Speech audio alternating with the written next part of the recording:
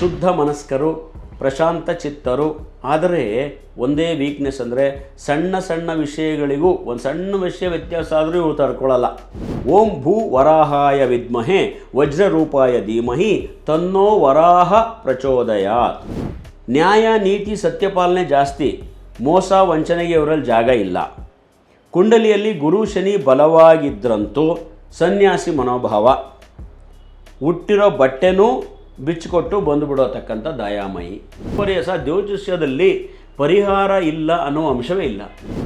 ಎರಡು ಮಕ್ಕಳು ಯಾವಾಗ ಅವಳಿ ಜವಳಿ ಹುಟ್ಟುತ್ತವೆ, ಹೊಟ್ಟೆಯಿಂದ ಬರುವಾಗಲೇ ಒಂದು ಮಗುವಿಗೆ ಗುರುವಿನ ಅಂಶ, ಒಂದು ಮಗುವಿಗೆ ಕುಜನ ಅಂಶ ಬರುತ್ತೆ.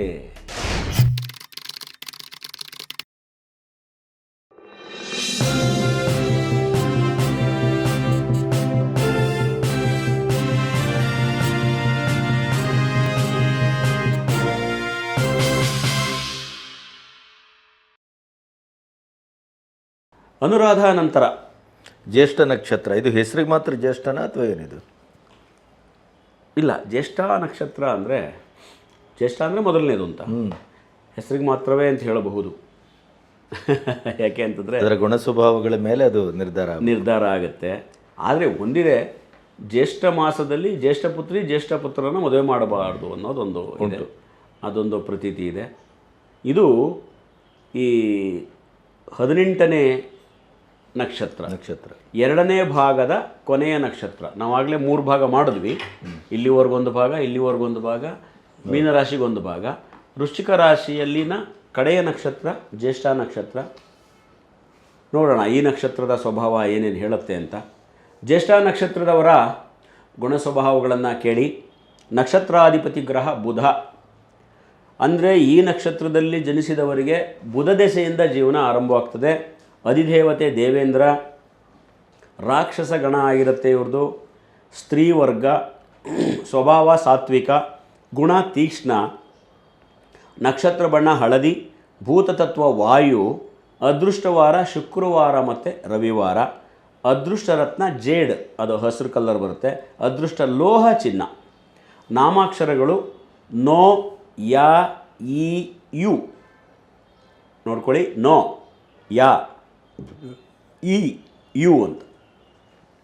ಮಂತ್ರ ಓಂ ಭೂ ವರಾಹಾಯ ವಿದ್ಮಹೆ ವಜ್ರರೂಪಾಯ ಧೀಮಹಿ ತನ್ನೋ ವರಾಹ ಪ್ರಚೋದಯಾತ್. ವರಾಹ ಅಂತಂದರೆ ಭೂಮಿಗೆ ಸಂಬಂಧಪಟ್ಟಂಥ ಒಂದು ವರಾಹ ರೂಪಿ. ಅದು ಬುಧ, ಅವನು ಭೂಮಿಕಾರಕ ಮತ್ತು ಬುದ್ಧಿಕಾರಕನಾಗಿರೋದ್ರಿಂದ ಈ ಶ್ಲೋಕವನ್ನು ಋಷಿಗಳು ಸೂಚಿಸಿದ್ದಾರೆ. ಓಂ ಭೂ ವರಾಹಾಯ ವಿದ್ಮಹೆ ವಜ್ರರೂಪಾಯ ಧೀಮಹಿ ತನ್ನೋ ವರಾಹ ಪ್ರಚೋದಯಾತ್. ಭೂಮಿಕಾರಕ, ಜ್ಞಾನಕಾರಕ, ವರಾಹ ಅವತಾರ.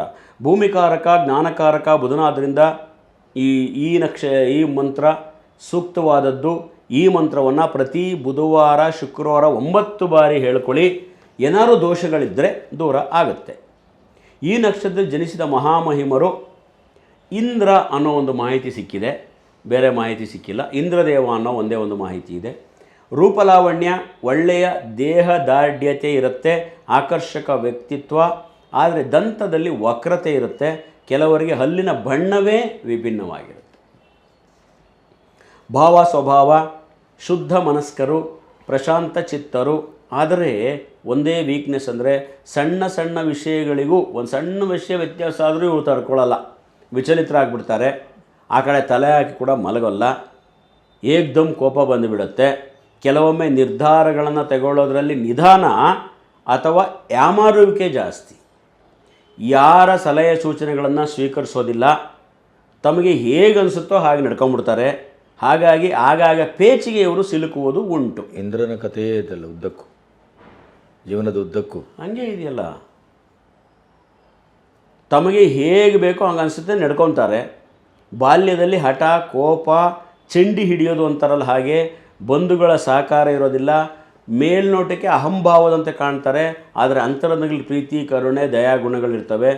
ತುಂಬ ನಾಲೆಡ್ಜ್ ಇರುತ್ತೆ, ಆದರೆ ಸಮಯ ಸಂದರ್ಭಕ್ಕೆ ಬಳಕೆ ಮಾಡಲ್ಲ. ತುಂಬ ಬುದ್ಧಿವಂತಿರ್ತಾರೆ, ಅವ್ರು ಯಾವ ಬೇಕಾವಾಗ ಆ ನಾಲೆಡ್ಜನ್ನೇ ಅವರು ಬಳಸಲ್ಲ. ನ್ಯಾಯ ನೀತಿ ಸತ್ಯಪಾಲನೆ ಜಾಸ್ತಿ, ಮೋಸ ವಂಚನೆಗೆ ಇವರಲ್ಲಿ ಜಾಗ ಇಲ್ಲ. ಕುಂಡಲಿಯಲ್ಲಿ ಗುರು ಶನಿ ಬಲವಾಗಿದ್ದರಂತೂ ಸನ್ಯಾಸಿ ಮನೋಭಾವ, ಹುಟ್ಟಿರೋ ಬಟ್ಟೆನೂ ಬಿಚ್ಚಿಕೊಟ್ಟು ಬಂದುಬಿಡೋತಕ್ಕಂಥ ದಯಾಮಯಿ ಸನ್ಯಾಸಿ ಗುಣ. ಆದರೆ ಸ್ವಸಾಮರ್ಥ್ಯದಿಂದ ಸಂಪಾದನೆಗೆ ಶ್ರಮಿಸ್ತಾರೆ. ಈ ನಕ್ಷತ್ರದವರು ಏನೇ ಸೈಕಲ್ ಹೊಡೆದ್ರೂ 35ನೇ ವಯಸ್ಸಿನ ನಂತರವೇ ಅಭಿವೃದ್ಧಿ.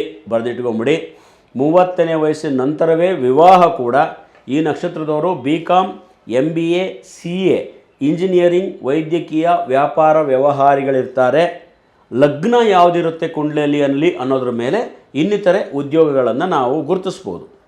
ಯಾವುದೇ ರಾಶಿ ನಕ್ಷತ್ರವಾಗಿದ್ದರೂ ಕೂಡ ಲಗ್ನದ ಮೇಲೆ ಭವಿಷ್ಯ ಅವಲಂಬಿತವಾಗಿರುತ್ತೆ. ಉಳಿದಂತೆ ಇವರಿಗೆ ಆರೋಗ್ಯ, ಹೊಟ್ಟೆಬಾಧೆ, ಮೂತ್ರಕೋಶ ತೊಂದರೆಗಳು, ಸದಾ ಬೆವರುವಿಕೆ, ಸುಮ್ಮನೆ ಚಳಿಗಾಲದಲ್ಲೂ ಬೆವರ್ತಾ ಇರ್ತಾರೆ. ಶೀತ, ಕೆಮ್ಮು, ಉಸಿರಾಟ ತೊಂದರೆಗಳು ಈ ನಕ್ಷತ್ರದವರಿಗೆ ಸಾಮಾನ್ಯ. ಈ ನಕ್ಷತ್ರದಲ್ಲಿ ಜನಿಸಿದ ಸ್ತ್ರೀಯರಿಗೆ ಅಲ್ಲಿನ ಗುಣಗಳು ಪುರುಷರ ಗುಣಗಳು ಸೇರ್ತವೆ. ಜೊತೆಗೆ ಇವರು ಸ್ವಲ್ಪ ಎತ್ತರ ಇರ್ತಾರೆ, ಗುಂಗುರು ಕೂದಲಿರ್ತದೆ, ದೇಹ ಸಮಾನವಾಗಿ ಅಂದವಾಗಿರ್ತಾರೆ, ಕೈಗಳು ಸ್ವಲ್ಪ ದೀರ್ಘವಾಗಿರ್ತವೆ, ಕೈ ಸ್ವಲ್ಪ ಲೆಂತ್ ಇರುತ್ತೆ. ಇವರು ತುಂಬ ಭಾವನಾಜೀವಿಗಳು, ಏಕಾಂತತೆಯನ್ನು ಹೆಚ್ಚು ಬಯಸ್ತಾರೆ. ಸ್ನೇಹಿತರು ಕೂಡ ಇವರಿಗೆ ಕಡಿಮೆ ಇರ್ತಾರೆ, ಬೆರಳೆಣಿಕೆ ಸ್ನೇಹಿತರು. ಯಾವಾಗಲೂ ನನ್ನ ಬಗ್ಗೆ ಬೇರೆಯವರು ಏನು ಅಂದ್ಕೊಳ್ತಾರೋ ಅಂತಲೇ ಸಂದೇಹ ಭಾವನೆಯಲ್ಲಿರ್ತಾರೆ. ಆದರೆ ಕೆಲಸ ಕಾರ್ಯಗಳಲ್ಲಿ ಅಚ್ಚುಕಟ್ಟುತನ ಇರುತ್ತೆ, ಸಾಮಾನ್ಯ ಮಟ್ಟದ ವಿದ್ಯಾಭ್ಯಾಸ ಇರುತ್ತೆ, ತುಂಬ ಹೆಚ್ಚು ಓದ್ಕೊಳ್ಳಲ್ಲ. ಉನ್ನತ ವಿದ್ಯಾಭ್ಯಾಸ ಈ ನಕ್ಷತ್ರದಲ್ಲಿ ಮಾಡೋರು ತುಂಬ ಅಪರೂಪ. ಪತಿಯ ಮೇಲೆ ಜಾಸ್ತಿ ಅವಲಂಬಿತರಾಗ್ತಾರೆ. ಇವರು ಹೊರಗಿನ ಉದ್ಯೋಗ ಅಷ್ಟು ಇಷ್ಟಪಡಲ್ಲ. ಸಂಸಾರದಲ್ಲಿ ಸ್ವಲ್ಪ ಅಸಮಾಧಾನ ವಾತಾವರಣ ಇರುತ್ತೆ. ಮಕ್ಕಳೊಂದಿಗೆ ಸಹ ಭಿನ್ನಾಭಿಪ್ರಾಯ ಇರುತ್ತೆ. ಉಳಿದಂತೆ ಗರ್ಭಕೋಶ ತೊಂದರೆಗಳು, ಗ್ರಂಥಿಗಳ ತೊಂದರೆ, ಹಲ್ಲು ನೋವು ಸಾಮಾನ್ಯವಾಗಿ ಇರುತ್ತೆ. 1ನೇ ಪಾದ ಶುಭ. 1ನೇ ಪಾದವಾದ್ದರಿಂದ ಪಾದಕ್ಕೆ ಗುರು ಪ್ರಾಬಲ್ಯ ಬರುತ್ತೆ. ಸಿರಿವಂತರು, ಹಾಸ್ಯ ಮಾತುಗಾರರು, ಲೇಖಕರು, ಕಲೆಯ ಬಗ್ಗೆ ಅಭಿರುಚಿ ಇರುವವರು, ಆದರೆ ಯಾರಿಗೂ ಕೇಡು ಬಯಸುವವರಲ್ಲ. ಇವರು ಅನ್ಯರ ಪ್ರಭಾವಕ್ಕೆ ಒಳಗಾಗಲಾರರು. ದಾನ ಧರ್ಮ ಗುಣ ಇರುತ್ತೆ, ಆದರೆ ವಾದ ಮಾಡೋ ಗುಣನೂ ಕೂಡ ಸ್ವಲ್ಪ ಜಾಸ್ತಿ ಇರುತ್ತೆ. ಪಾದ 2 ಧನ ನಷ್ಟ, ಹಣಕ್ಕೆ ಯಾವಾಗಲೂ ಮುಗ್ಗಟ್ಟು ದೋಷ. 2ನೇ ಪಾದಕ್ಕೆ ಶನಿ ಪ್ರಭಾವ ಬರೋದ್ರಿಂದ ನಿರರ್ಥಕ ಕೋಪ ಭಾವ ಇರುತ್ತೆ, ವೇಸ್ಟ್ ಕೋಪ, ಸದಾ ಮಾನಸಿಕ ಚಿಂತೆ, ಜೊತೆಗೆ ಬಣ್ಣ ಕಟ್ಟಿ ಮಾತಾಡುವ ಗುಣದಲ್ಲಿ ಚಾಕಚಕ್ಯತೆ ಇರುತ್ತೆ. ಸ್ವಲ್ಪ ಸೋಮಾರಿತನೂ ಜಾಸ್ತಿ. ನಿರ್ದಿಷ್ಟ ಗುರಿವಂತರಾಗಿರ್ತಾರೆ, ಆದರೆ ಸದಾ ಹಣದ ತೊಂದರೆಯಲ್ಲೇ ಇರ್ತಾರೆ. ಬಂದಂಥ ಹಣ ಇವ್ರ ಕೈಯಲ್ಲಿ ನಿಲ್ಲೋದಿಲ್ಲ. 3ನೇ ಪಾದ ಗಂಡಾದರೆ ತಾಯಿಗೆ ದೋಷ ಬರುತ್ತೆ, ಹೆಣ್ಣಾದರೆ ಭಾವನೆಗೆ ಆರೋಗ್ಯ ದೋಷ ಬರುತ್ತೆ. 3ನೇ ಪಾದಕ್ಕೂ ಸಹ ಶನಿಯ ಪ್ರಾಬಲ್ಯವಿರೋದ್ರಿಂದ ಇವ್ರಿಗೂ ಸಹ 2ನೇ ಪಾದದವರ ಗುಣಗಳೇ ಮುಂದುವರಿಯುತ್ತೆ. ವಾಯು ಆರೋಗ್ಯ ಬಾಧೆ ಇರುತ್ತೆ, ಹಿತಮಿತವಾದ ಮಾತುಗಾರಿಕೆ ಇರುತ್ತೆ, ಸ್ಥಿತಪ್ರಜ್ಞರು, ವಕೀಲಿಕೆ ವೃತ್ತಿಯನ್ನು ಇವರು ಹೊಂದಿರ್ತಾರೆ. ಅನೇಕರು ಪುಸ್ತಕ ಪ್ರಕಾಶಕರು. ಇವರು ಸ್ವಲ್ಪ ಆರೋಗ್ಯದ ವಿಚಾರಗಳಲ್ಲಿ ಜಾಗರೂಕರಾಗಿರಬೇಕಾಗತ್ತೆ. 4ನೇ ಪಾದ ಗಂಡಾದರೆ ತಂದೆಗೆ ದೋಷ, ಹೆಣ್ಣಾದರೆ ಭಾವನೆಗೆ ಆರೋಗ್ಯ ದೋಷ. 4ನೇ ಪಾದಕ್ಕೆ ಗುರು ಪ್ರಾಬಲ್ಯ ಇರೋದರಿಂದ ಇವರು ಪರಿಶುದ್ಧ ಹೃದಯಗಳಾಗಿರ್ತಾರೆ, ಸುಶೀಲರು, ಸಂಪನ್ನರು, ಶಾಸ್ತ್ರ ವೇದ ವಿದ್ಯೆಯಲ್ಲಿ ಆಸಕ್ತಿ ಹೊಂದಿರ್ತಾರೆ. ಮೃದುವಾದ ಮಾತಿರುತ್ತೆ, ಆದರೆ ನಾನೇ ಬುದ್ಧಿವಂತ ಅನ್ನೋ ಗುಣ ಕೆಲವರಲ್ಲಿರುತ್ತೆ. ಇವರನ್ನು ಪ್ರತಿಸ್ಪರ್ಧಿಗಳು ಸೋಲಿಸೋದು ಕಷ್ಟ. ಸುಖ ಸಾಧನೆಯೇ ಇವರ ಗುರಿಯಾಗಿರುತ್ತೆ. ಗಣಪತಿಯವರೇ, ಒಟ್ಟಾರೆ ಈ ನಕ್ಷತ್ರದವ್ರ ಗುಣ ಏನಂದರೆ ತುಂಬ ಸ್ವಾಭಿಮಾನಿಗಳಾಗಿರ್ತಾರೆ, ಕೋಪವರಿಷ್ಠರಾಗಿರ್ತಾರೆ, ಉದಾಸೀನ ಆಲಸ್ಯ ಮನೋಭಾವ ಇರ್ತಾರೆ. ಸಾಧು ಸಂತ ವಿಜ್ಞಾನಿಗಳಿಗಿರುವಷ್ಟು ಜ್ಞಾನ ಮಾತ್ರ ಇವರತ್ತಿರುತ್ತೆ, ಆದರೆ ಅದನ್ನು ಬಳಸುವಲ್ಲಿ ಬರೋದಿಲ್ಲ. ವಿಫಲರಾಗ್ತಾರೆ, ಪ್ರಯತ್ನಶೀಲರಾಗೋದು ಕಷ್ಟ. ಇವರಿಗೆ ಶ್ಲೋಕ: ಧರಣಿ ಗರ್ಭ ಸಂಭೂತಂ ವಿದ್ಯುತ್ ಕಾಂತಿ ಸಮಪ್ರಭಂ ಕುಮಾರಂ ಶಕ್ತಿ ಹಸ್ತಂಚ ಮಂಗಲಂ ಪ್ರಣಮಾಮ್ಯಹಂ. ಇದನ್ನು ಕ್ಲೀನಾಗಿ ಬರ್ಕೊಳ್ಳಿ. ಧರಣಿ ಗರ್ಭ ಸಂಭೂತಂ ವಿದ್ಯುತ್ ಕಾಂತಿ ಸಮಪ್ರಭಂ ಕುಮಾರಂ ಶಕ್ತಿ ಹಸ್ತಂಚ ಮಂಗಲಂ ಪ್ರಣಮಾಮ್ಯಹಂ. ಈ ಶ್ಲೋಕವನ್ನು ಪ್ರತಿ ಮಂಗಳವಾರ 9 ಬಾರಿ ದೇವರ ಮುಂದೆ ಹೇಳ್ಕೊಳ್ಳಿ. ಈ ನಕ್ಷತ್ರದ ಎಲ್ಲ ದೋಷಗಳು ಕಡಿಮೆ ಆಗುತ್ತೆ. ಎಲ್ಲ ಜ್ಯೇಷ್ಠ ನಕ್ಷತ್ರದವ್ರಿಗೆ ಶುಭವಾಗಲಿ. ಸಮಸ್ತ ಸನ್ಮಂಗಳಾನಿ ಭವಂತು. ಸ್ನೇಹಿತರೆ, ನಾವೀಗ 18 ನಕ್ಷತ್ರಗಳ ವಿವರಣೆಯನ್ನು ಮುಗಿಸಿದ್ದೀವಿ. ನಿಮ್ಮ ಮನಸ್ಸಿನಲ್ಲಿ ಕೆಲವು ಪ್ರಶ್ನೆಗಳು ಎದ್ದಿರ್ತವೆ ಅಂತ ನಾವು ಕಲ್ಪನೆ ಮಾಡಿಕೊಂಡ್ರೆ ಏನು ಬಂದಿರುತ್ತೆ ಪ್ರಶ್ನೆ? ಓಕೆ, ನೀವು ಎಲ್ಲ ಹೇಳಿದ್ರಿ. ಒಂದೇ ಮನೆಯಲ್ಲಿ ತಂದೆ ಮಗನದ್ದು, ತಾಯಿ ಮಗನದ್ದು, ಅಣ್ಣ ತಮ್ಮಂದಿರದ್ದು ಒಂದೇ ನಕ್ಷತ್ರವಿದ್ದರೆ ಏನು ಅನ್ನೋದು ಪ್ರಶ್ನೆ. ಸಾಮಾನ್ಯವಾಗಿರುತ್ತೆ, 90% ಇರುತ್ತೆ. ಈ ಮಗಂದು ಅದೇ ನಕ್ಷತ್ರ, ಅವ್ರ ತಂದೆದು ಅದೇ ನಕ್ಷತ್ರ ಅಂತ ನಾವು ಕೇಳಿದ್ದೀವಿ. ಆದರೆ ನಕ್ಷತ್ರ ಒಂದೇ ಆದರೂ ಪರವಾಗಿಲ್ಲ, ಪಾದಗಳು ಬದಲಾಗಿರಬೇಕು. ಈಗ ತಂದೆದು ಜ್ಯೇಷ್ಠ ನಕ್ಷತ್ರ, ಮಗಂದು ಜ್ಯೇಷ್ಠ ನಕ್ಷತ್ರ ಅಂದರೆ ಒಬ್ರದ್ದು 2ನೇ ಪಾದ, ಒಬ್ರದ್ದು 4ನೇ ಪಾದ ಆಗಿದ್ದರೆ ಪರವಾಗಿಲ್ಲ. ಆದರೆ ಇಬ್ಬರದು ಒಂದೇ ಪಾದ ಆದಾಗ ಸ್ವಲ್ಪ ಅವರಲ್ಲಿ ಹೊಂದಾಣಿಕೆ ಬರೋದು ಕಷ್ಟ ಆಗ್ತದೆ. ಅದನ್ನು ಅಂಥ ಟೈಮಲ್ಲಿ ಏನು ಮಾಡಬೇಕು, ಜ್ಯೋತಿಷಿಗಳನ್ನು ಸಂದರ್ಶನ ಮಾಡಿ ನೀವು ಭೇಟಿ ಮಾಡಿ ಈ ಥರ ಆಗಿದೆ ಏನು ಮಾಡಬೇಕು ಅಂತಂದರೆ ಅದಕ್ಕೆ ತಕ್ಕಂತಹ ದೋಷ ಪರಿಹಾರಗಳನ್ನು ಮಾಡಿಕೊಳ್ಳಬಹುದು. ಪರಿಹಾರ ಇದೆ, ಪರಿಹಾರ ಕಂಡು ಎಲ್ಲದಕ್ಕೂ ಪರಿಹಾರ. ಸಹ ಜ್ಯೋತಿಷ್ಯದಲ್ಲಿ ಪರಿಹಾರ ಇಲ್ಲ ಅನ್ನೋ ಅಂಶವೇ ಇಲ್ಲ. ಆದರೆ ಅದನ್ನು ಸರಿಯಾದ ಜ್ಯೋತಿಷಿಗಳ ಹತ್ರ ಹೋಗಿ ಅದಕ್ಕೆ ಪರಿಹಾರ ತಗೊಂಡು ಅದನ್ನು ನಾವು ಪರಿಹಾರ ಮಾಡ್ಕೊಳ್ಳೋದಕ್ಕೆ ಪ್ರಯತ್ನ ಪಡಬೇಕು. ಏನಿಲ್ಲ ಅನ್ನೋ ಸಣ್ಣ ಪುಟ್ಟ ಪೂಜೆಗಳಲ್ಲಿ ಪರಿಹಾರನೂ ಕೂಡ ಅದಕ್ಕೆ ಇರುತ್ತೆ. ಸಾಮಾನ್ಯವಾಗಿ ಅದನ್ನೇ ನಾವು ಹೇಳೋದು, ಈ ಒಂದೇ ಮನೆಯಲ್ಲಿ ಒಂದೇ ರಾಶಿ ಒಂದೇ ನಕ್ಷತ್ರದ ಹುಟ್ಟಿದ್ರೆ ಕಷ್ಟ ಬಂದರೆ ಇಬ್ಬರಿಗೂ ಒಟ್ಟಿಗೆ ಬರುತ್ತೆ ಮನೆಗೆ, ಸುಖ ಬಂದರೆ ಒಟ್ಟಿಗೆ ಬರುತ್ತೆ. ಆದರೆ ಬೇರೆ ಬೇರೆ ರಾಶಿ ಬೇರೆ ಬೇರೆ ನಕ್ಷತ್ರಗಳಾದರೆ ಇವರಿಗೆ ಕಷ್ಟ ಬಂದಾಗ ಈ ನಕ್ಷತ್ರಕ್ಕೆ ಸುಖ ಇರುತ್ತೆ, ಈ ನಕ್ಷತ್ರಕ್ಕೆ ಸುಖ ಇದ್ದಾಗ ಅದಕ್ಕೂ ಕಷ್ಟ ಬರುತ್ತೆ. ಆದರೆ ಅದೊಂದು ಬ್ಯಾಲೆನ್ಸ್ ಆಗೋಗುತ್ತೆ, ಒಂದು ಬ್ಯಾಲೆನ್ಸ್ ಆಗೋಗುತ್ತೆ. ಇಲ್ಲದ್ರೆ ಒಟ್ಟು ಬಡತನ ಆಗ್ಬಿಡುತ್ತೆ, ಒಟ್ಟು ಬಡತನ ಆಗುತ್ತೆ. ಹಾಗಾಗಿ ಆ ಥರ ಬಂದಾಗ ನೀವು ಸಂಪರ್ಕಿಸಿ ಸಲಹೆ ಸೂಚನೆಗಳನ್ನ ತಗೊಳ್ಳಿ. ಯಾಕೆ ಈ ಮಾತು ಹೇಳಿದೆ ಅಂತಂದರೆ, ಒಂದಂತೂ ಸತ್ಯ, ಒಂದು ಮನೇಲಿ 4 ಜನ ಅಂತ ಒಂದು ಅಂದಾಜು ಇಟ್ಕೊಳ್ಳಿ. ಗಂಡ ಹೆಂಡತಿ 2 ಮಕ್ಕಳು, ಎಲ್ಲ ಗುಣಗಳನ್ನು ಲೆಕ್ಕ ಹಾಕಿ ಒಬ್ಬರಿಗೆ ನಕ್ಷತ್ರವಾಗಲಿ ಗ್ರಹವಾಗಲಿ ಸರ್ ಪರ್ಸೆಂಟೇಜ್ ಪ್ರಕಾರ ಸುಮ್ಮನೆ ಬಾಯಿ ಲೆಕ್ಕ ಹಾಕತ್ತ ಹೋಗಿ. ತಂದೆದು 600, ತಾಯಿದು 400, ಎಷ್ಟಾಯಿತು ಟೋಟಲ್ ಪಾಯಿಂಟು? ತಾಯಿದು 600, ತಂದೆ 400, 10 ಆಯಿತು. ಅಲ್ಲ 1000 ಆಯಿತು. 1000 ಆಯಿತು, ಅದೇ 1000 ಆಯಿತು. 1000 ಆಯಿತು. ಯಾವುದೋ ಮಗಂದು 500, 1500 ಆಯಿತು. 1500 ಆಯಿತು.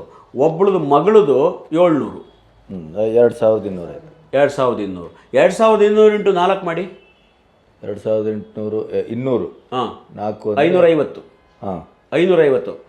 ಈ 4 ಜನಕ್ಕೆ 550 ಅಂಕಗಳು ಬರುತ್ತೆ.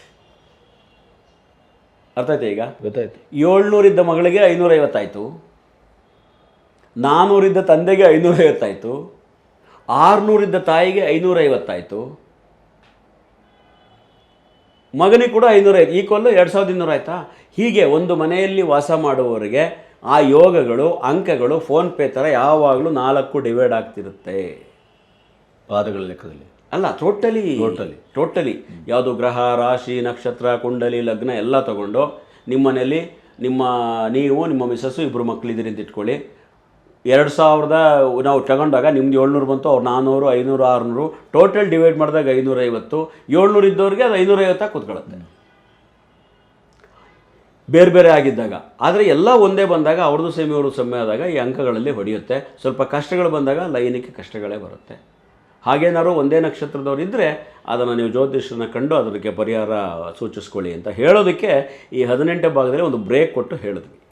ಆಮೇಲೆ ಇನ್ನೊಂದೇನು ಅಂತಂದರೆ, ನಾನು ಇಲ್ಲಿವರೆಗೆ ಗಮನಿಸ್ತಾ ಇದ್ದಾಗ ಈಗ ನಮ್ಮಲ್ಲಿ ಅಪರೂಪಕ್ಕೆ ಅವಳಿ ಮಕ್ಕಳು ಹುಡ್ತಾರೆ. ಹೌದು, ಅವಳಿ ಮಕ್ಕಳಿಗೆ ಹೆಚ್ಚು ಕಮ್ಮಿ ಒಂದೇ ನಕ್ಷತ್ರ ಇರುತ್ತೆ ಅಂತ, ಒಂದೇ ಪಾದನೂ ಇರುತ್ತೆ. ಈಗ ಅವ್ರಿಗೆ ಕೆಮ್ಮ ಬಂದರೆ ಇಬ್ರಿಗೂ ಕೆಮ್ಮ, ಜ್ವರ ಬಂದರೆ ಇಬ್ರಿಗೂ ಜ್ವರ, ಸ್ವಭಾವದಲ್ಲಿ ಒಂದೇ ಥರ, ಟೇಸ್ಟಲ್ಲಿ ಒಂದೇ ಥರ. ಆದರೂ ಇಬ್ಬರು ಹೆಣ್ಮಕ್ಳೇ ಆದರೆ ಹೆಣ್ಮಕ್ಳನ್ನು ಬೇರೆ ಬೇರೆ ಮದುವೆ ಮಾಡಿ ಕೊಟ್ಟದನ್ನು ನೋಡಿದ್ದೇವೆ. ಇಬ್ಬರು ಗುಣ ಚೇಂಜ್ ಇರುತ್ತೆ. ಈ ವ್ಯತ್ಯಾಸಗಳು ಹೇಗೆ? ಇದು ಒಳ್ಳೆ ಪ್ರಶ್ನೆ. ಇದಕ್ಕೆ ಪ್ರೇಕ್ಷಕರಲ್ಲೂ ಈ ಪ್ರಶ್ನೆ ಎದ್ದಿರುತ್ತೆ. ಇಲ್ಲಿ ಒಂದಿದೆ, ಒಂದೇ ಸಮಯದಲ್ಲಿ ಮಕ್ಕಳು ಹುಟ್ಟಿದಾಗ 6 ಗಂಟೆಗೆ ಒಂದು ಪಾದ ನಾವು ಆಗಲೇ ಹೇಳಿದಾಗ, ಇನ್ನೊಂದು ಮಗು 6 ಗಂಟೆ ಲೇಟಾಗಿ ಹುಟ್ಟಲ್ಲ, ಪಾದ ಚೇಂಜ್ ಆಗಲಿ, 6 ನಿಮಿಷ ಇರ್ಬೋದು. 6 ನಿಮಿಷ ಹುಟ್ಟಿದ್ರು ಪಾದ ಚೇಂಜ್ ಆಗಲ್ಲ. ಈಗ ಇದೇ ಉದಾಹರಣೆ, ಜ್ಯೇಷ್ಠ ನಕ್ಷತ್ರ 1ನೇ ಪಾದದಲ್ಲಿ ಡೆಲಿವರಿ ಆಗುತ್ತೆ ಅಂತ ಇಟ್ಕೊಂಡ್ರೆ 2 ಮಕ್ಕಳದು 1ನೇ ಪಾದ ಇರುತ್ತೆ. ಹಾಗಿದ್ರೆ 1ನೇ ಪಾದದ 2 ಒಂದೇ ಕ್ಯಾರೆಕ್ಟ್ರಾ ಅಂತ ಒಂದು ಸಂದೇಹ ಬರುತ್ತೆ. ಆದರೆ ದೇವರ ಸೃಷ್ಟಿ ಬೇರೆ ಥರ ಇದೆ. 2 ಮಕ್ಕಳು ಯಾವಾಗ ಅವಳಿ ಜವಳಿ ಹುಟ್ಟುತ್ತವೆ, ಹೊಟ್ಟೆಯಿಂದ ಬರುವಾಗಲೇ ಒಂದು ಮಗುವಿಗೆ ಗುರುವಿನ ಅಂಶ, ಒಂದು ಮಗುವಿಗೆ ಕುಜನ ಅಂಶ ಬರುತ್ತೆ. ಪ್ಯಾಕೇಜ್ ತುಂಬ ಚೆನ್ನಾಗಿ ಮಾಡಿದ್ದಾನೆ ಭಗವಂತ. ಎಲ್ಲೂ ಪ್ರಾಬ್ಲಮಿಗೆ ಜನ ಸಿಕ್ಕಾಕೊಳ್ಳಂಗಿಲ್ಲ, ಎಲ್ಲೂ ಕನ್ಫ್ಯೂಷನ್ ಆಗಿ ಇದು ಹೇಗೆ ಹಿಂಗಾಯಿತು ಅಂತ ಒದರೋಡಂಗಿಲ್ಲ. ಎಲ್ಲ ಅಲ್ಲಲ್ಲಲ್ಲಲ್ಲೇ ಅದನ್ನು ಇಟ್ಬಿಟ್ಟಿದ್ದಾರೆ. ಸಮಸ್ಯೆ ಪ್ಲಸ್ ಪರಿಹಾರ ಮತ್ತು ವಿವರಣೆ. ಈಗ 2 ಮಕ್ಕಳು ಹುಟ್ಟಿತು ಸರ್, ಒಂದೇ ಟೈಮಲ್ಲಿ ಇರ್ಬೋದು, ಆದರೆ ಹೊಟ್ಟೆ ಒಳಗೆ ಅಂಶನೇ ಬೇರೆ ಆಗೋಯ್ತು. ಒಂದಕ್ಕೆ ಗುರುವಿನ ಅಂಶ, ಒಂದಕ್ಕೆ ಕುಜನ ಅಂಶ. ಯಾವ ಈ ಗಂಡು ಅವಳಿ ಜವಳಿಯಲ್ಲಿ ಯಾವ ಮಗು ಒಂದು ಆ್ಯಕ್ಟಿವ್ ಆಗಿರುತ್ತೆ, ಯಾವಾಗಲೂ ಒಂದು ಸೈಲೆಂಟ್ ಇರುತ್ತೆ. ನೀವು ಗಮನಿಸಿ, ಎರಡೂ ಆ್ಯಕ್ಟಿವ್ ಆಗಿರಲ್ಲ. ಒಂದು ವೇಳೆ ಎರಡೂ ಆ್ಯಕ್ಟಿವ್ ಆಗಿದ್ದರೆ ಒಂದು 7-8 ವರ್ಷದವರಿಗೆ ಮಾತ್ರ. ಆಮೇಲೆ ನಾವು ಅವರು ಗುಣ ಸ್ವಭಾವದಲ್ಲಿ ಬದಲಾವಣೆ ಕಾಣ್ಬೋದು. ಒಂದು ಸೈಲೆಂಟ್ ಇರುತ್ತೆ, ದೇವರು ಧರ್ಮ ಅಂದ್ರೆ ಭಕ್ತಿ ಇರುತ್ತೆ, ಒಂದು ಡಾಂಗ್ ಡೂಂಗ್ ಅಂತ ಬದುಕ್ತಾ ಇರುತ್ತೆ. ಅಲ್ಲಿ ಆಗ ನಮಗೆ ಗೊತ್ತಾಗುತ್ತೆ ಈ ಮಗುವಿಗೆ ಕುಜನ ಅಂಶ ಬಂದಿದೆ, ಈ ಮಗುವಿಗೆ ಗುರುವಿನ ಅಂಶ ಬಂದಿದೆ. ಅಲ್ಲಿ ವ್ಯಕ್ತಿತ್ವ ಬದಲಾವಣೆ ಆಗುತ್ತದೆ. ನಾನು ಅವಳಿ ಜವಳಿ ಕುಂಡಲಿನ ಬರೆದಿದ್ದೀನಿ. ಏನೇ ಒಂದು ಸಮಯಕ್ಕೆ ಹುಟ್ಟಲಿ, ನಮ್ಮದು ಬೇರೆ ಥರ ಕುಂಡಲಿ, ಬೇರೆ ಥರ ಕ್ಯಾಲ್ಕುಲೇಷನ್ ಇದೆ. ಈ ಮಗು ಇದೆ, ಮೊದಲು ತಾಯಿ ಹೊಟ್ಟೆಯಿಂದ ಹೊರಕ್ಕೆ ಬಂದಂಥ ಮಗು ಇದೇ ವಿದ್ಯೆ ಉದ್ಯೋಗ ಹೊಂದುತ್ತೆ, 2ನೇ ಸರಿ ಬಂದಂಥ ಮಗು ಇದೇ ವಿದ್ಯೆ ಹೊಂದುತ್ತೆ ಅಂತ ಬರ್ಕೊಡ್ಬೋದು. ನಾನು ಆಲ್ರೆಡಿ ಒಂದು ಡೆಲ್ಲಿಯಲ್ಲಿ ಕೆಲಸ ಮಾಡ್ತಾರೆ ಅವರು ಯೂನಿವರ್ಸಿಟಿನಲ್ಲಿ, ಅವ್ರ ಹೆಸರೇನೋ ಮರ್ತೆ ನಾನು, ಅವ್ರದ್ದು ಬರೆದೆ ನಾನು. ಅವಳಿ ಜವಳಿ ಮಕ್ಕಳು, ನಾನು ಮಕ್ಕಳು ನೋಡಿಲ್ಲ, ಗುಣಗಳನ್ನ ಬರೆದು ಅವ್ರಿಗೆ ರೀಡಿಂಗ್ ಕೊಟ್ಟೆ. ಸರ್ ನೀವೇನು ಬರೆದಿದ್ದೀರಿ, ಮೊದಲು ಹೊರಗೆ ಬಂದಂಥ ಮಗುವಿನ ಗುಣ ನೀವೇನು ಬರೆದಿದ್ದೀರಿ ಹಾಗೇ ಇದೆ, ಆಮೇಲೆ ಓದಿದಂಥ ಮಗು ಗುಣ ಹಾಗೇ ವರ್ತಿಸ್ತಿದೆ ಅಂತ ಹೇಳಿದ್ರು. ಆ ಮಕ್ಕಳಿಗೆ 6 ವರ್ಷ 7 ವರ್ಷ ಇರ್ಬೋದು, ನನಗೆ ಗೊತ್ತಿಲ್ಲ, ಸುಮ್ಮನೆ ಬರೆದೆ, ನನ್ನ ಪಾಡಿಗೆ ನನ್ನ ಜ್ಞಾನ ಪ್ರಕಾರ ಬರೆದೆ. ಹೇಳಿದ್ರು ಅವಳಿ ಜವಳಿ. ಆಗ ಅವಳಿ ಜವಳಿ ಮಕ್ಕಳಿಗೆ ಮಾತ್ರ ದೇವರು ಹೊಟ್ಟೆ ಒಳಗಡೆ ಅಂಶಗಳನ್ನು ಬೇರೆ ಬೇರೆ ಮಾಡಿರೋದ್ರಿಂದ ಪಾದಗಳ ಗುಣಗಳು ಅದಕ್ಕೆ ಅಪ್ಲೈ ಆಗುವುದಿಲ್ಲ. ಒಳ್ಳೆ ಪ್ರಶ್ನೆ ಕೇಳಿದ್ರೆ, ಆ್ಯಕ್ಚುಲಿ ತುಂಬ ಒಳ್ಳೆ ಪ್ರಶ್ನೆ. ಅಂದರೆ ಈಗ ಭ್ರೂಣದಲ್ಲೇ ಅದು ವ್ಯತ್ಯಾಸ ಅಲ್ಲೇ ಡಿವೈಡ್ ಆಗೋಗ್ಬಿಡುತ್ತೆ ಕ್ಯಾರೆಕ್ಟರ್. ವಿಸ್ಮಯ, ಇದು ತುಂಬ ವಿಸ್ಮಯ ಸರ್. ನಾನು ಬರೆದೆ ಸುಮಾರು, ನಾನು ಅವಳಿ ಜವಳಿ ಜಾತಕಗಳು ತುಂಬ ಬರ್ದೀನಿ, ನಾನು 8 ಬರ್ದೀನಿ. ಭಾಳ ವಿಶೇಷ ಇದೆ. ಇನ್ನೊಂಚೂರು ನಾವು ಜಾತಕ ಬರೆಯುವಾಗ ಲಗ್ನ ಕ್ಯಾಲ್ಕುಲೇಟ್ ಮಾಡುವಾಗ ಒಂದು ಸ್ವಲ್ಪ ಬೇರೆ, ಇನ್ನೊಂದು ಸ್ವಲ್ಪ ಸ್ಟಾಟಿಸ್ಟಿಕ್ಸು ಸಂಶೋಧನೆ ಬೇರೆ ಥರ ಇದೆ. ನಕ್ಷತ್ರವನ್ನು ಬಿಟ್ಟು ಅದು ಕ್ಯಾಲ್ಕುಲೇಷನ್ ಮಾಡುವಾಗ ಮಾತ್ರ ಸಿಕ್ಕುತ್ತೆ.